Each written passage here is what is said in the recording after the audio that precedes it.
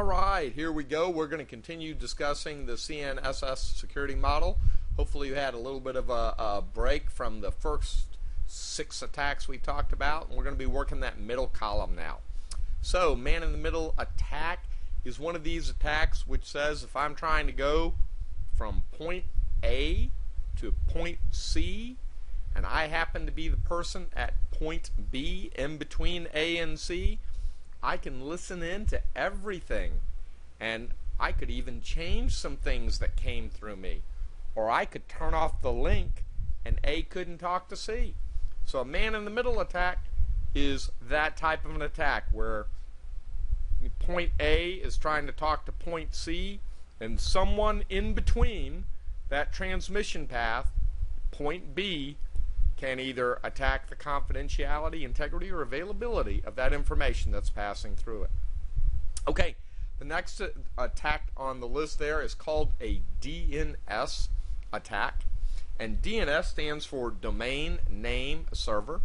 And if you think about it, when you're typing in an address into a web browser, you know, something like www.gsu.edu,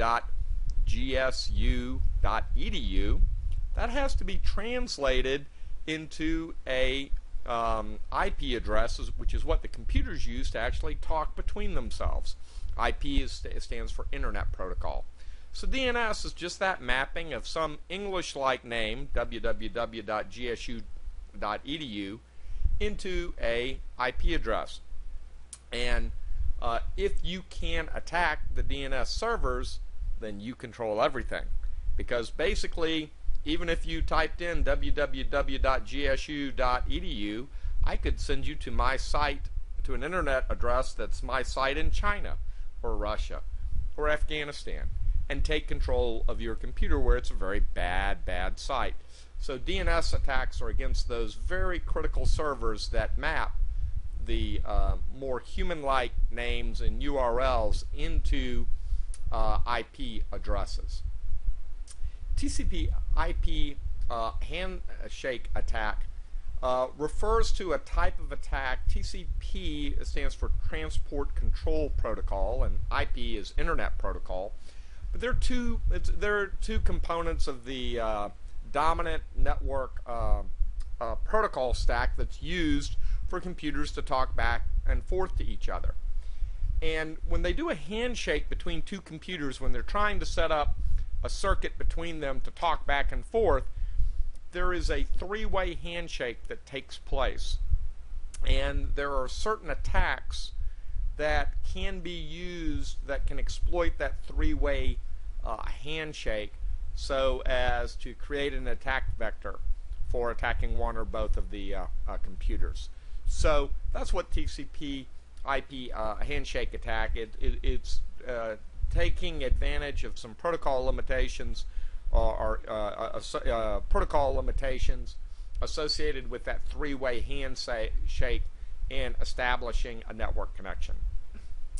Keystroke Logger, that's where you install a piece of software on your computer, and you use that piece of software to capture every single keystroke that the person makes.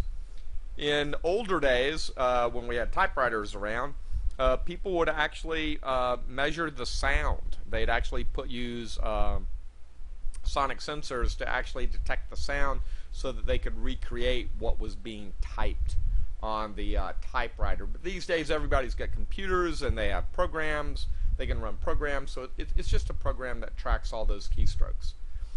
Social engineering says enough of this technical stuff.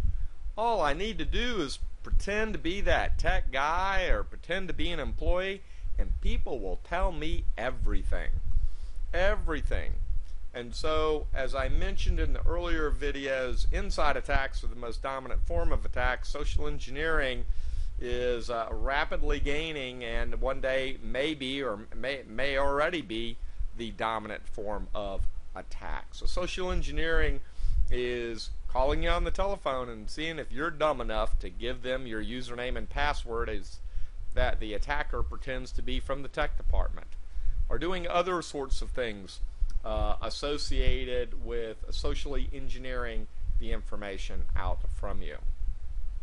Alright, the last attack we're going to talk about in this particular video, and in that middle column of our chart here, is a sniffer attack. And basically what this means is that as you're transmitting across the network, if you don't have that network link encrypted, everybody, and I mean everybody, can see that traffic as it's going by.